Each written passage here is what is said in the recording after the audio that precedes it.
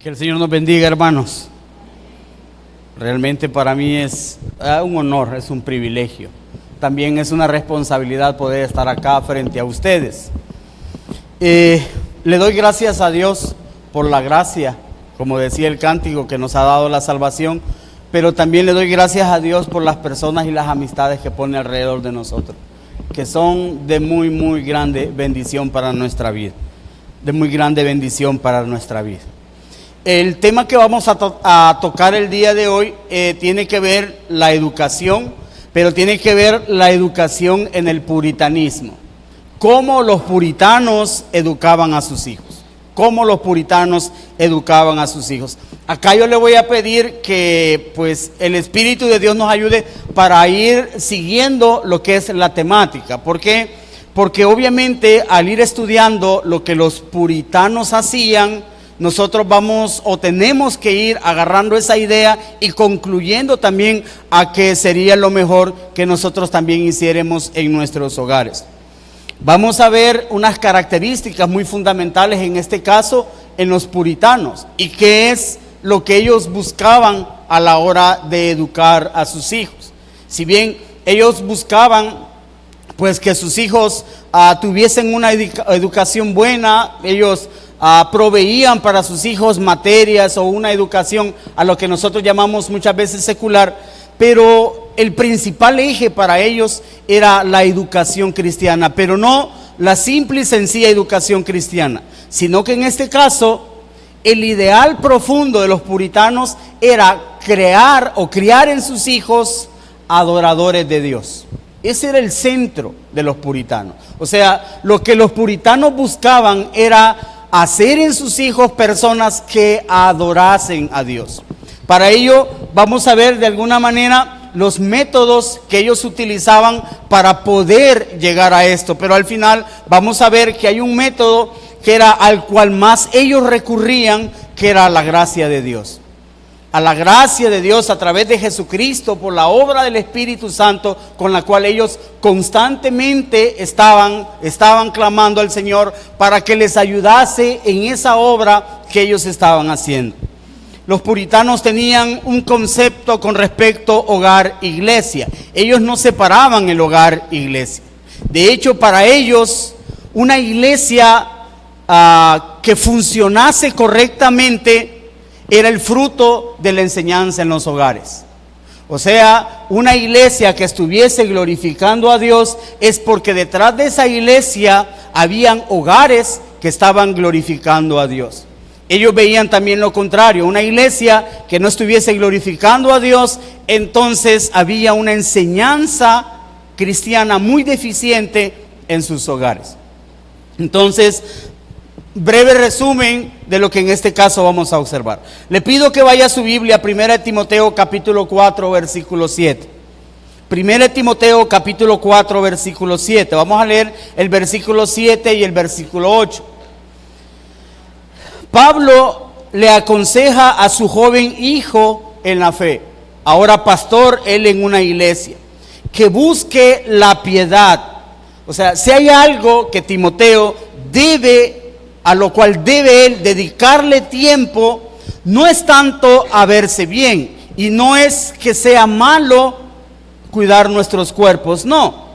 Pero dice Pablo a Timoteo, si hay algo en lo cual él debe procurar ejercitarse mucho más, es en la piedad. Es en la piedad. Y obviamente él le da de alguna manera la razón por la cual él debe de hacerlo. ¿Por qué? Porque dice que el preocuparse por la piedad le va a dar a él una promesa en la vida presente, pero también le va a dar una promesa en la vida futura o en la vida venidera. Vamos a leer entonces 1 Timoteo capítulo 4, versículos 7 y 8 dice: desecha las fábulas profanas y de viejas, ejercítate para la piedad, porque el ejercicio corporal para poco es provechoso, pero la piedad para todo aprovecha, pues tiene promesa de esta vida presente y de la venidera. Hoy vamos a orar. Dios, gracias, Señor. Venimos ante usted, Señor, para rogarle por su gracia y para rogarle, Señor, que su Espíritu Santo, Señor, nos dé esa habilidad, Dios, primero para desarrollar esta temática y que así nuestros hogares, oh Dios, puedan fundamentarse, Señor, en base a ella, en base a ese principio, Señor, puritano de la palabra de Dios. Pero también, Señor, que nosotros pongamos oídos atentos, nuestra mente y nuestro corazón esté atento a lo que se va a decir, a lo que se va a enseñar. Tal vez en algún momento, Señor, la enseñanza se puede volver exhortativa y nos puede impulsar a que veamos cómo estamos criando a nuestros hijos, que quizás no estamos haciendo en ellos verdaderos adoradores. Ayúdenos, Dios, para poder poner esa disciplina y poder observar todos los puntos y observarlo con claridad. Gracias, Dios. En su gracia, Señor, oramos. En el nombre de Jesús. Amén y amén. Si nosotros hacemos un breve estudio de los textos donde aparece la palabra piedad, vamos a ver que en muchas ocasiones la palabra piedad en la Biblia está relacionado con hacer algo bueno, o en muchas ocasiones con hacer algo que es correcto, o con hacer algo que es justo.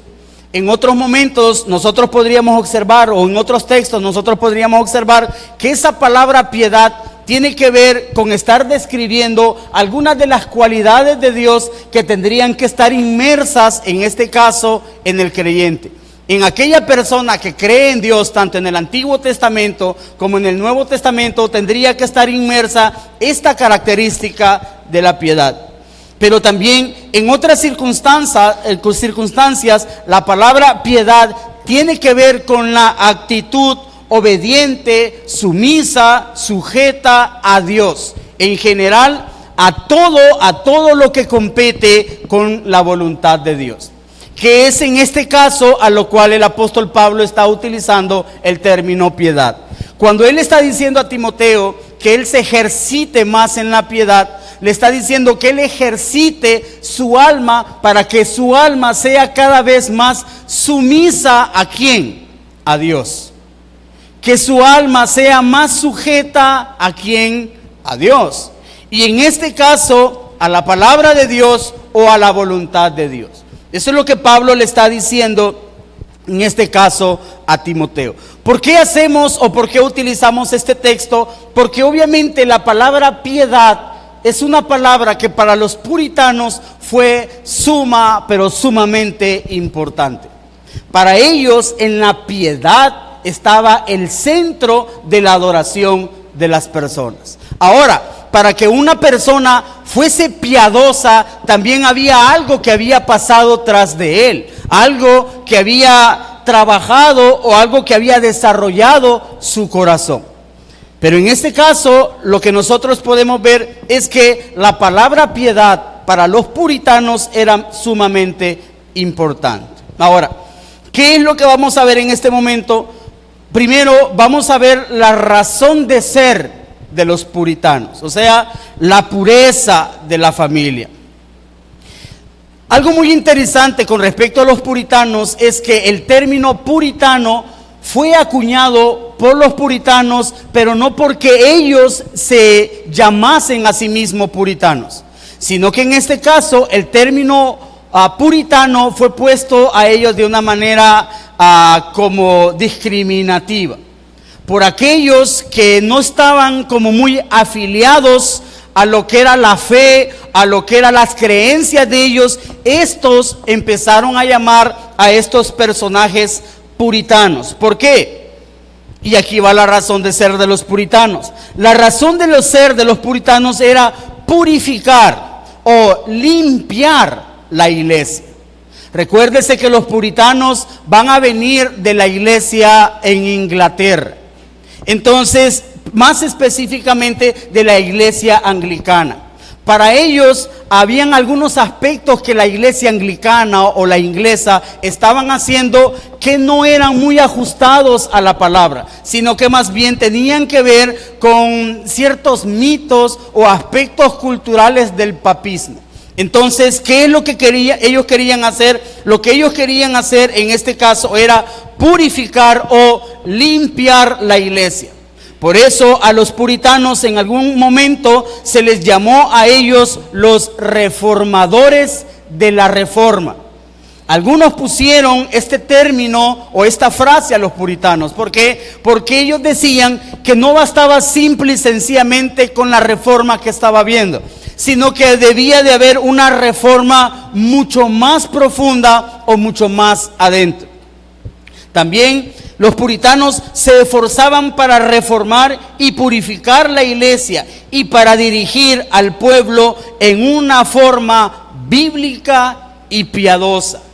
Si hay una característica, como vamos a ver más adelante en los puritanos, es que ellos todo cuanto ellos hacían, el filtro para lo que ellos hacían tenía que estar en la escritura y tenía que hacerse en base a una exposición o a un estudio de la palabra de Dios. No simple y sencillamente porque la Biblia decía esto, entonces ellos lo hacían, no, sino que ellos tenían que ir a hacer un estudio de este texto y poder ellos llegar a la conclusión de que la Biblia o que Dios les estaba demandando que hiciesen o que no hiciesen esto.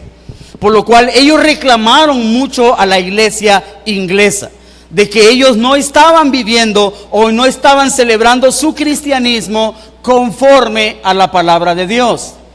Esto o en este momento cabería preguntarnos nosotros, en nuestra casa, en nuestra vida, en nuestra iglesia, ¿estamos haciendo nosotros las cosas conforme a la palabra de Dios? Hoy en día la mayoría de iglesias se proclaman bíblicas porque mencionan o agarran uno que otro texto. Pero muchas veces usted al analizar ese texto, usted va a ver que ese texto está siendo mal utilizado, mal enfocado. Si bien se está diciendo que hagamos algo, pero tal vez realmente el texto no está diciendo en específico que hagamos eso. Por eso sería bueno nosotros preguntarnos en nuestro corazón, ¿será que nuestro hogar, será que nuestra familia, será que nosotros mismos nos estamos formando o forjando a la luz de la palabra? O sea, si la palabra está diciendo de mí como esposo que debo de ser de esta manera, ¿será que a la luz de la palabra, con la ayuda y la obra del Espíritu de Dios, yo estoy guiándome a eso? ¿O será que yo no estoy sujetándome a ello?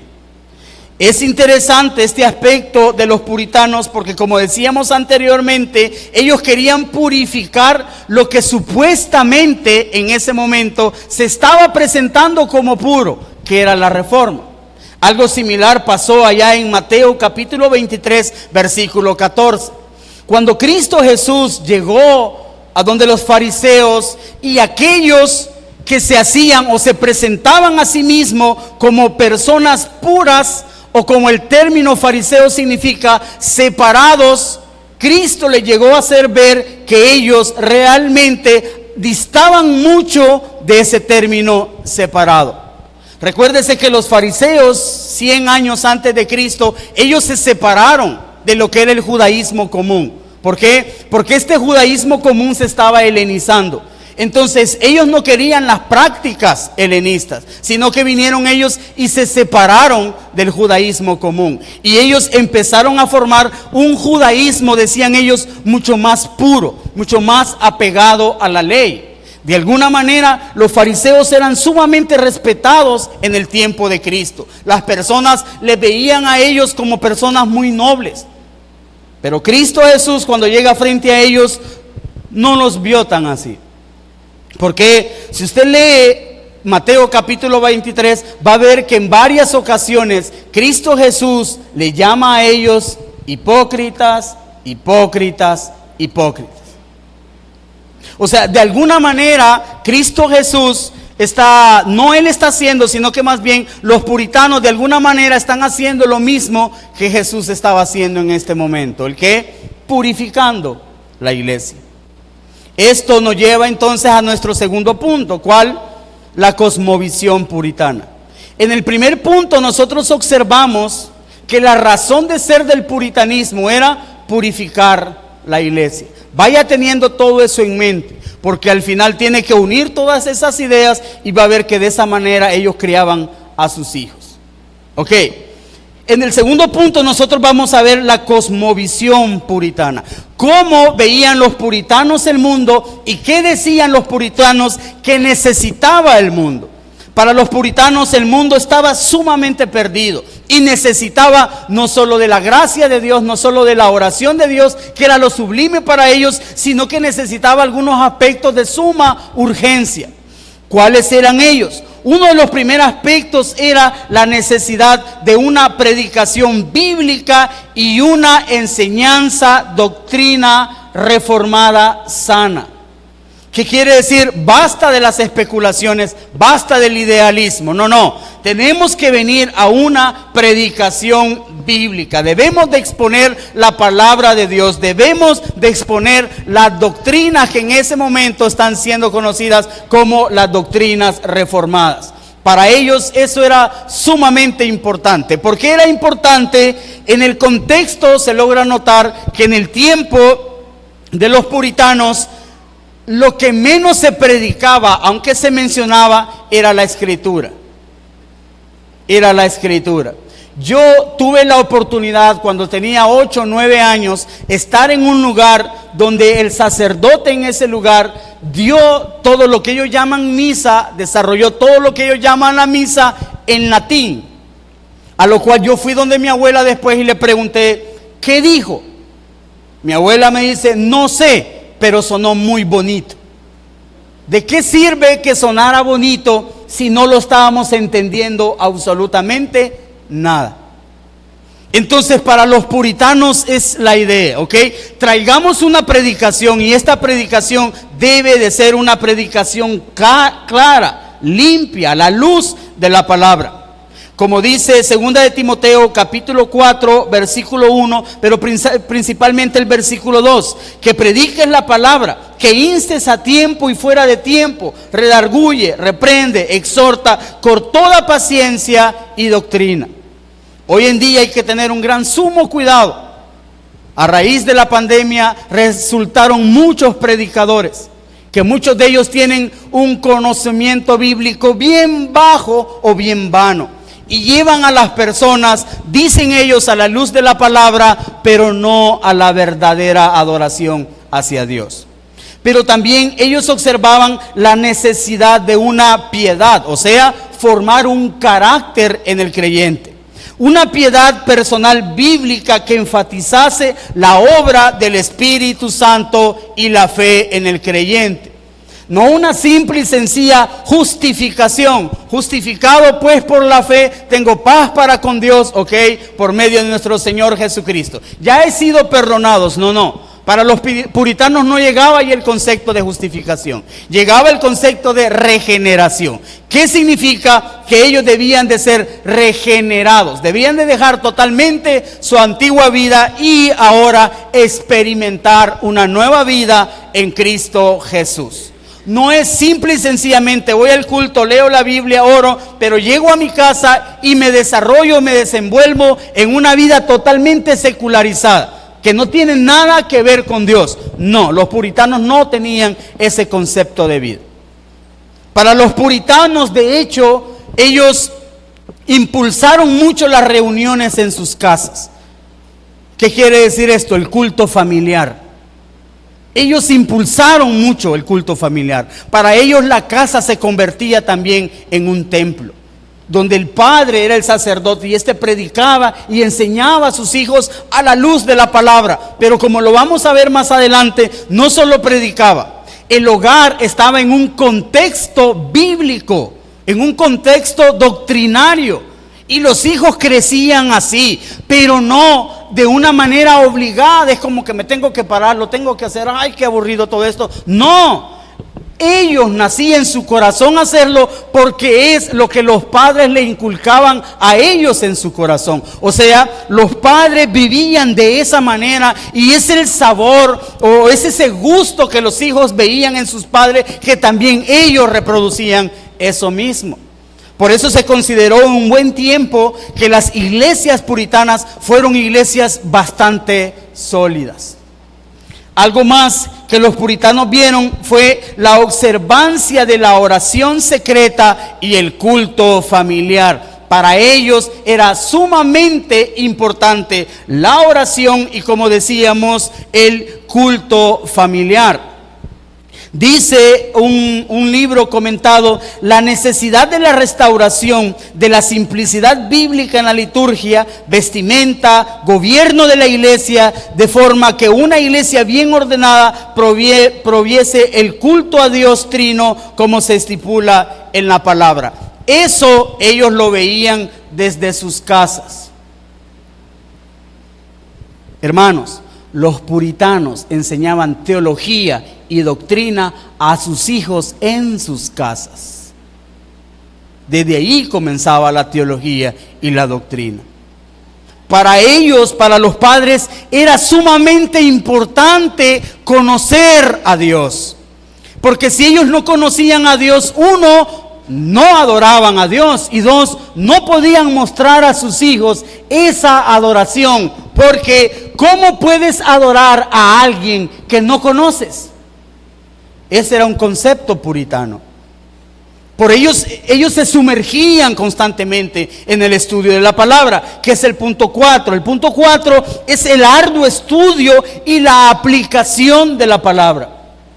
Hermanos, ellos pasaban sumergidos en el estudio de la Biblia. ¿Por qué? Porque ellos lo veían como algo sumamente importante para sus almas, para su ser, para adorar a su Dios.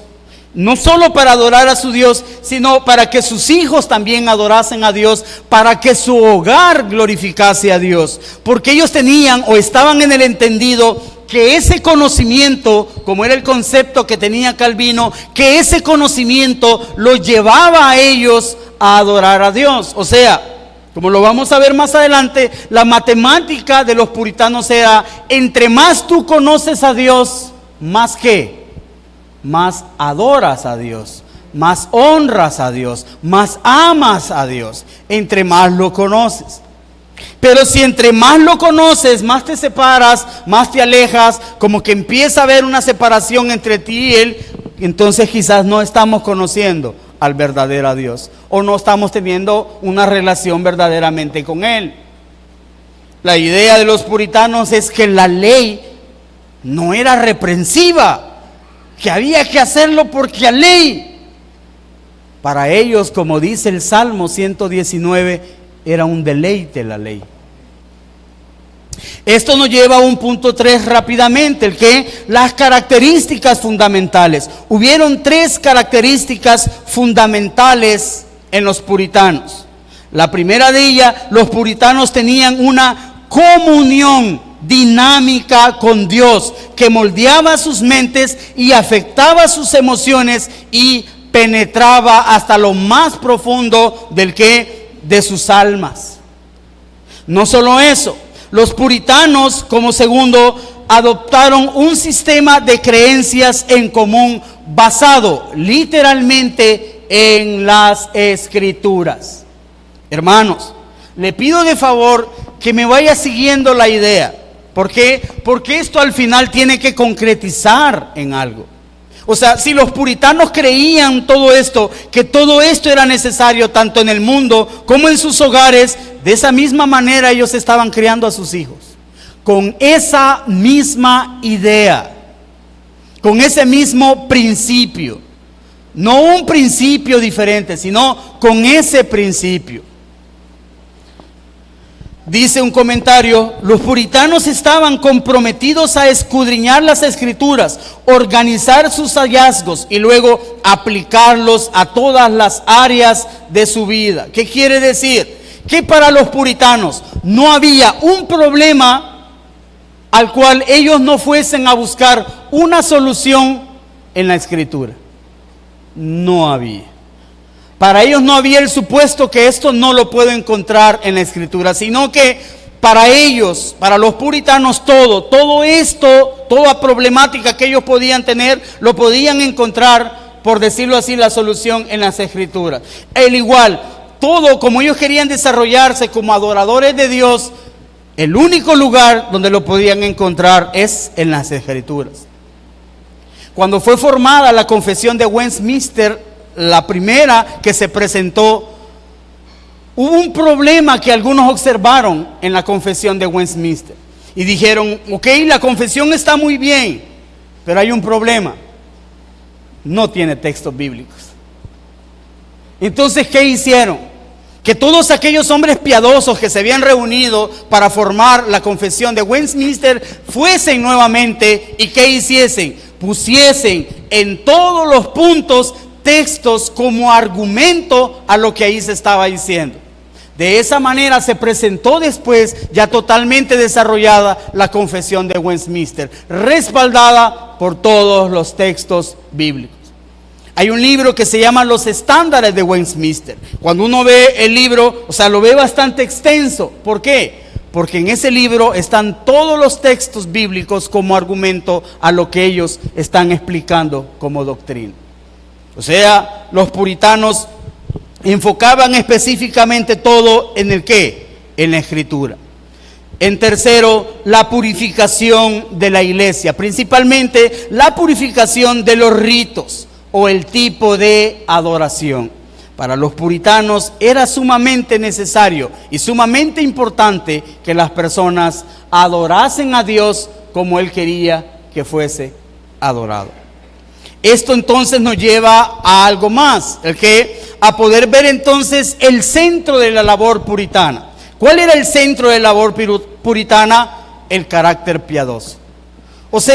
¿Qué es lo que los puritanos querían hacer? Lo que los puritanos querían hacer en este caso era formar corazones sumamente piadosos.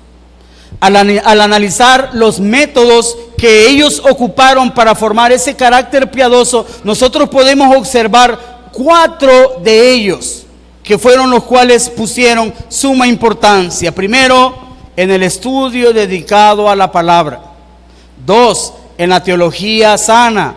3, en la doctrina fundamental en la Biblia. Y 4, en la práctica honesta de la teología. Nótese, los primeros 3, algo chocante hoy en nuestros días. ¿Por qué? Se tiene hoy en día como un mal sabor a la teología bíblica. O se hace ver el supuesto que la teología solo es para los pastores, pero y que solo ellos van a criar a sus familias, pues. O solo los pastores van a adorar a Dios. No. ¿Qué es la teología sino lo que usted y yo creemos? Si usted no tiene una buena teología, su creencia, su fe, está mal. Para yo decir que tengo una fe sólida, una fe buena, entonces mi teología debe de ser la correcta. ¿Qué es la doctrina sino lo que a la luz de la palabra me está demandado que yo haga como una práctica en la iglesia local? Yo creo en la Santa Cena, entonces debo de celebrar la Santa Cena. Yo creo en el bautismo, entonces debo de impulsar, ya sea yo bautizarme o a los demás a bautizarse. Son aspectos que se nos piden para nosotros poder vivir. Asimismo, note, no una simple práctica, sino que en este caso una práctica honesta de la fe. Eso eran los pilares para lo que era la educación, digámoslo así, puritana. Dice a un pastor puritano de la tercera iglesia puritana en Boston, que se llama Samuel Willard, dice: el marido, dice, debía de gobernar a su esposa de tal manera que su esposa pudiese deleitarse en eso y no tomarse eso como una esclavitud, sino una libertad y privilegio. Y la esposa debería de transmitir eso a su marido, de modo que él estuviese contento con ella. Y cualquier cosa que sea contraria a eso y sea doloroso para alguna de las partes, deriva no del precepto, sino de la corrupción que hay en el corazón de los hombres. ¿Qué quiere decir esto? Que para los puritanos el decir, que mi esposa debe de sujetarse a mí, implicaba que la actitud y comportamiento de él era como la de Cristo, amando a su esposa, por lo cual la esposa no sentía obligación en hacer algo hacia él, sino que ella sentía contentamiento a la hora de que ella hacía algo para su esposa. O sea, no había un grito, no había un ceño fruncido, no había un mal gesto, sino que aquella esposa se levantaba y hacía aquello por su esposo. Ellos entendían que el rol del esposo y de la esposa tenían que estar bien definidos en su hogar. El rol de los hijos también tenían que estar bien definidos en su hogar. La importancia de la palabra y la soberanía de Dios eran aspectos que no eran un juego para los puritanos. Si alguno de estos aspectos estaba mal en sus hogares, entonces su hogar estaba falseando. Es como si usted anda en carro ahorita y tiene una llanta ponchada, diga, ok, pero tengo 3 más y así yo me voy a ir. Y usted empieza con su carro, una llanta ponchada, pero tiene 3 más y ahí va con su carro. Obviamente hay un problema en ese carro y ese problema puede ir a más. Y eso es lo que pasa a veces en nuestros hogares. El que, ok, oramos, leemos la Biblia, vamos a la iglesia, damos nuestros diezmos, pero hay una llanta ponchada a la cual no le estamos prestando atención. Y eso en muchas ocasiones al pensamiento puritano es lo que arruinaba los hogares. Arruinaba en este caso a los hijos. Por eso decimos que el resultado que ellos buscaban era una vida de adoración, pero una vida de adoración sólida. Por eso nosotros podemos decir que la matemática de los puritanos era esta: teología sana, doctrina bíblica, práctica honesta, enseñada por los padres, daba como resultados hijos piadosos. Hijos piadosos daba como resultado iglesias sólidas. Y es ahí donde ellos veían la gloria de Dios manifestada. Hermanos, observar esto, en el momento que yo estaba preparando todo esto, tenía que constantemente estarme deteniendo. Porque era estarse sumergiendo en la casa de un puritano y poder uno decir la vida, observar la vida que ellos llevaban. Y yo me preguntaba, ¿cómo habrá sido la casa de un puritano?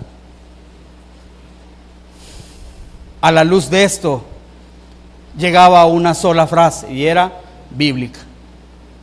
Simple y sencillamente bíblica.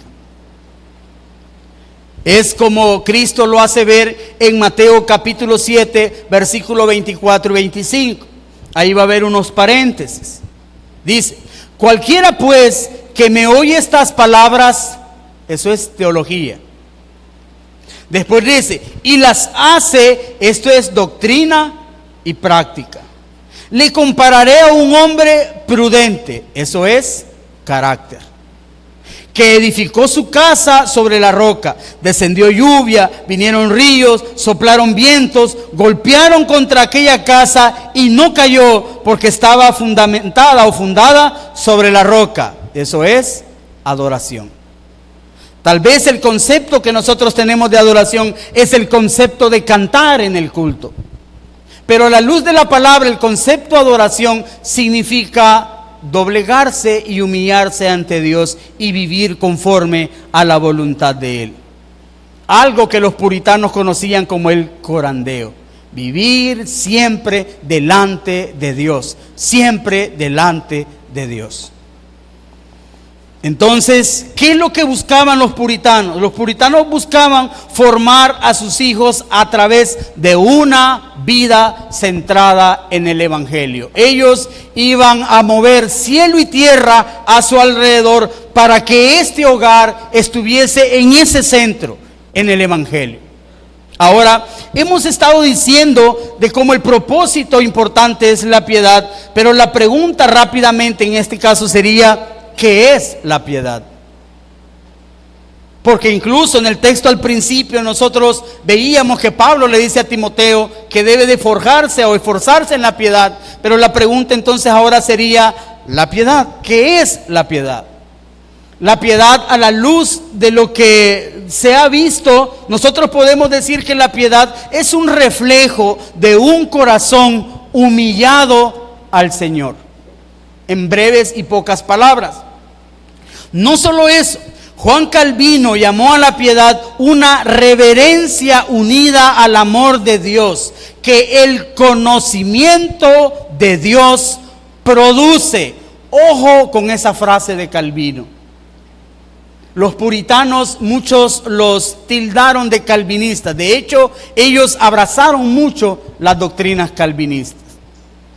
Calvino hace ver en esta frase que esa reverencia o esa piedad es el fruto ¿del qué? Del conocimiento de Dios. O sea, para Calvino, cuanto más leamos y leamos y leamos la Escritura y más nos empapemos y empapemos de ella, nos va a llevar ¿a qué? A la piedad, a un carácter que honra a Dios. Juan capítulo 17 versículo 3 dice: y esta es la vida eterna, que te conozcan a ti, el único Dios verdadero, y a Jesucristo, a quien has enviado. Recuérdese que cuando Juan o en la Biblia se ocupa el término conocer, es el mismo término que se ocupa para cuando un hombre y una mujer se unen en matrimonio. Ese conocimiento que llegan a tener el esposo de la esposa es el conocimiento que Dios quiere que el hijo de él, el cristiano, llegue a tener de él.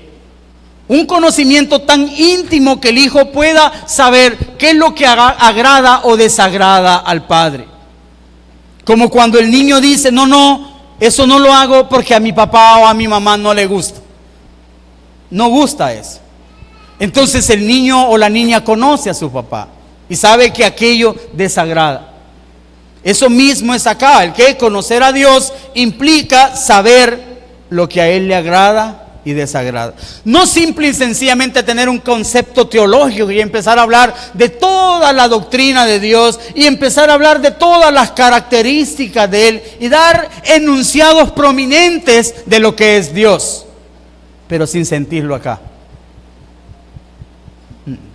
Para los puritanos eso estaba a medias. Como decíamos hace rato, ese era el carro con una llanta ponchada.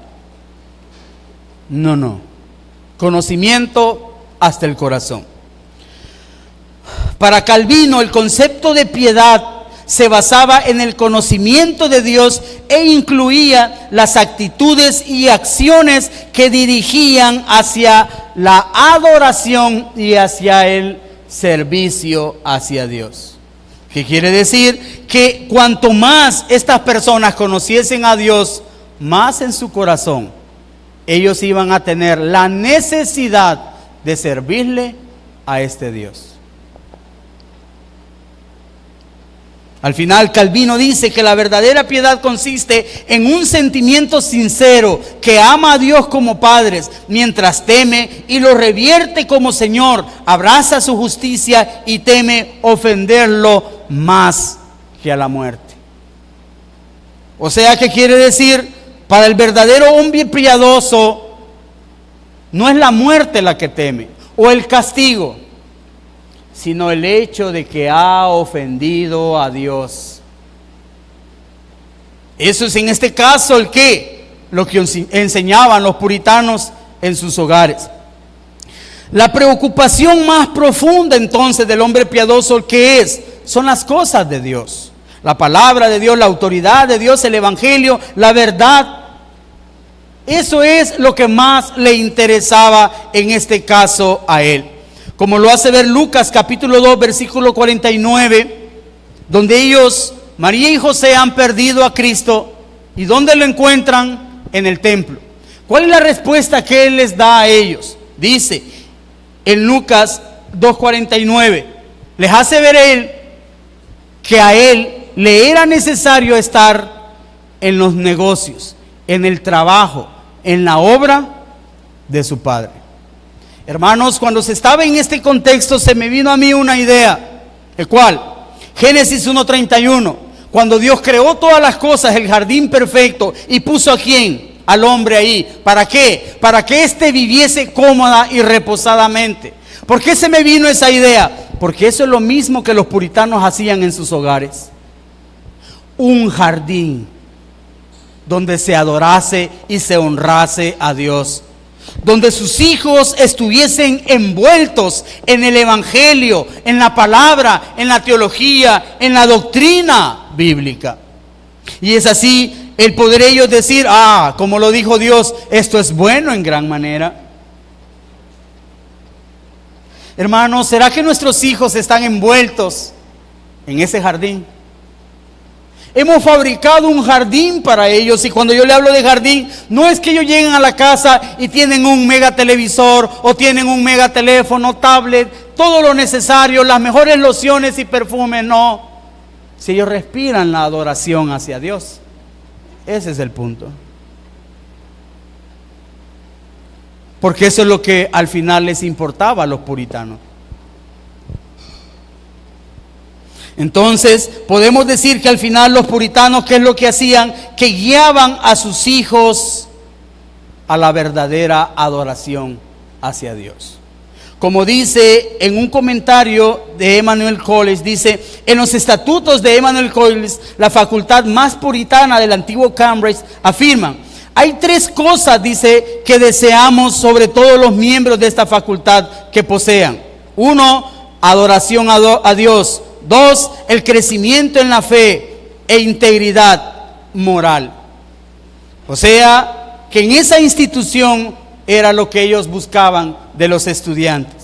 Benjamin Palmer dice, la referencia, dice, es claramente la familia como una escuela de entrenamiento. Los hijos no son dados simplemente para disfrutarlos y cuidarlos, sino para educarlos, para ser educados para esta vida y para la que ha de venir.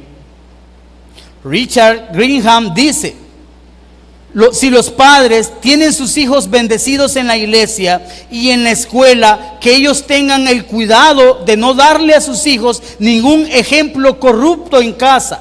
De otra forma, los padres le causarán más daño en casa que el bien que los pastores y los profesores le están haciendo en las escuelas. O sea, ¿qué quiere decir? Que para los puritanos lo que se enseñaba en las escuelas a glorificar a Dios era lo mismo que debía de haber en los hogares. George Swicknock es un poco más claro. Algunos padres, escribió él, como Elí, crían sus hijos para la ruina de su casa. Hermano, la pregunta sería en este caso, ¿qué tipo de hijos estamos criando nosotros? ¿Cuáles son los hijos que nosotros estamos formando?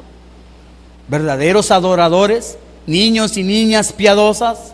Oh, hermano, yo en ese momento me golpeé el pecho porque dije, no, yo no estoy criando una niña piadosa. Yo no estoy criando una niña que honre a Dios. A la luz de este concepto, yo no lo estoy haciendo. Necesito hacerlo. Es ahí donde el evangelio vino a mi corazón. Proverbios capítulo 28, versículo 3 nos lleva a ese evangelio, porque dice el Proverbios 28, 13, el que encubre sus pecados no prosperará. O sea, si yo digo ahorita, eso no importa, eso no interesa, a mí me da igual, encubro mi pecado, no prospero, sigo en él, al final yo voy a ver el efecto de ese pecado. Pero vea la segunda parte, que es donde está el evangelio. Mas el que los confiesa y se aparta, ¿qué es lo que va a alcanzar? Misericordia. O sea que si yo vengo y digo, no estoy haciendo lo correcto en mi hogar,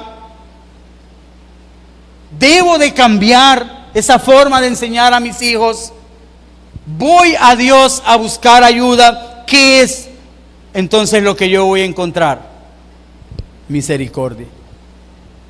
Como vemos, la primera parte nos exhorta a pedir perdón. Hermanos, si nosotros a la luz de lo que los puritanos hacían, vemos que realmente nuestro hogar no está siendo formado, o nuestros hijos no los estamos criando para que realmente adoren o honren a Dios, o con un carácter piadoso, lo primero que debemos de hacer es pedir perdón a Dios.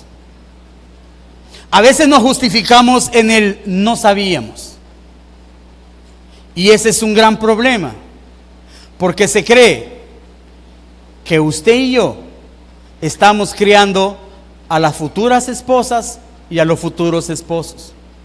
Se cree que a usted y a mí nos criaron en el pasado para ser ahora padres y esposos, lo cual en nuestros hogares no se está haciendo.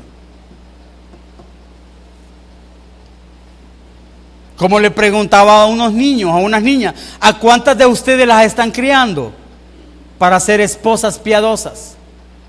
No, las están criando para ser doctoras, ingenieros, arquitectos, y está bien, no es malo eso. Pero ¿y esposa? ¿A cuántos de nosotros, le preguntaba a los niños, o a ustedes los están criando para ser esposos piadosos, esposos que honren a sus esposas? Solo agachaban la cara y decían, a mí no, a mí no. Y ese es un gran problema, porque como dicen allá, es ese círculo que nos está matando. Ya no podemos decir yo no sabía, porque tenemos la Escritura. La Escritura nos arroja luz a cómo lo debemos de hacer. Pero no solo eso, eso también nos lleva a otro punto. ¿Cuál? El segundo es que nos anima ¿a qué? A poder entonces, al entender que no lo hemos estado haciendo bien, a poder entender entonces que a la luz del Evangelio podemos empezarlo a hacer bien, empezar a formar en nuestros hijos a la luz de la palabra, a la luz de la doctrina, a la luz de la teología, carácter piadosos en ellos. Más aquellos que tienen hijos pequeños, aquellos que los tenemos un poco grandes, pues nos va a costar un poquito más, pero debemos de hacerlo. Pero ojo, a la luz del pensamiento puritano, como ya lo vamos a ver rapiditamente más adelante, una de las formas de enseñar era haciéndolo, no solo predicándolo. A los puritanos les gustaba mucho la práctica teológica. Pero también esto nos lleva a un tercer punto, ¿a qué? A la esperanza. ¿Cuál esperanza? De que si nosotros vamos a Cristo Jesús, clamamos a Él, Él nos va a ayudar en este problema que nosotros mismos hemos desarrollado. Como dice Mateo 15:22, he aquí, dice, una mujer cananea que había salido de aquella región, clamaba diciendo, Señor, Hijo de David, ten misericordia de mí. Mi hija está gravemente atormentada. ¿Por qué? Por un demonio. ¿Qué nosotros vamos a decir? Señor Jesús, Hijo de David, ten misericordia de mí. Ten misericordia de mi hogar. Ten misericordia de mi esposa. Ten misericordia de mis hijos. Ten misericordia de mi iglesia. Ayúdanos a formarnos como hombres y mujeres piadosas. Ayúdanos a formar a nuestros hijos como hombres y mujeres piadosas, como ese futuro esposa o como ese futuro esposo que va a guiar a sus hijos a la luz de la palabra. Al final, para ir terminando, nosotros podemos decir entonces, ¿qué debemos de hacer para criar a nuestros hijos? Para que ellos se conviertan en verdaderos adoradores. Primero, enseñarles a nuestros hijos la palabra de Dios. Hermanos, no minimizarla, no cambiarla, sino que enseñarles directamente qué dice la Escritura y buscar nosotros, usted y yo, continuamente aprender de ella. No por el título que nos van a dar o que van a decir que es un licenciado o un máster en teología. No, porque a través de ello vamos a enseñar a nuestros hijos y a nuestras hijas a adorar y a honrar a Dios, que es el mejor título que nosotros podemos obtener. Segundo, buscar poseer en nuestros hogares una teología sana, una teología bíblica, no misticismos o aspectos religiosos raros. Hermanos, hoy en nuestras iglesias hay una teología bastante, pero bastante deforme, que a veces usted cuando platica con alguien realmente no sabe qué es lo que cree. Porque empieza a decir que cree una cosa, que cree otra cosa. Si uno a ratito siente que va a sacar la pata de conejo y se la va a enseñar. Por eso debe de haber, hermanos, una teología sana en nuestros hogares. Debemos nosotros buscar que esa teología sea sana, una práctica doctrinal sana en nuestros hogares. También cumplir con aquello que nos demanda nuestra iglesia local y hacerlo de corazón. Recuérdese que nosotros nos sumergimos en una iglesia local, nos sujetamos a lo que esta iglesia local pide para nosotros hacer. Pero al final, vivir una vida piadosa. Vivir una vida piadosa. De nada sirve que usted un título colgado en la sala de licenciado o máster en teología, si mi hija no me ve a mí humillado todos los días ante Dios, buscándolo a Él. De nada sirve. De nada sirve que yo le hable a ella que Dios es soberano, que Dios es omnipotente, si yo en mi vida no hago caso a Dios. Si yo no me sujeto a las ordenanzas de Dios. De nada sirve eso. ¿Qué es lo mejor que yo le puedo regalar a mi hija? Es que ella vea a un hombre humillado ante Dios, para que en la gracia de Dios, Dios la pueda llevar a ella también a humillarse ante Él. Hermanos, oramos. Bendito Señor, gracias le damos, porque vemos, Señor, que la doctrina, Señor, o la enseñanza puritana, no jugaba con la adoración, no jugaba, Señor, con la glorificación. El temor más grande que estos hombres tenían era no estar formando en sus hogares a sus hijos adoradores. Dios, pedimos perdón, porque al menos, Señor, en mi vida yo no lo he estado haciendo, Señor. No, mi hija no ha estado viendo ese adorador, no ha estado viendo ese hombre piadoso. Ha visto a alguien totalmente diferente, pero no aquel que la Biblia quiere que sea. Al igual mi esposa, Dios no ha estado viendo ese esposo piadoso, no ha estado viendo ese esposo que la honre a ella, que le exalte. Pedimos perdón, Dios, porque nuestro hogar, Señor, no ha sido formado de esa manera piadosa, a la luz de su palabra. Pero vamos a usted humillados, como lo decía Hebreo, Señor, ante el trono de la gracia, para encontrar ese pronto auxilio, ese pronto socorro.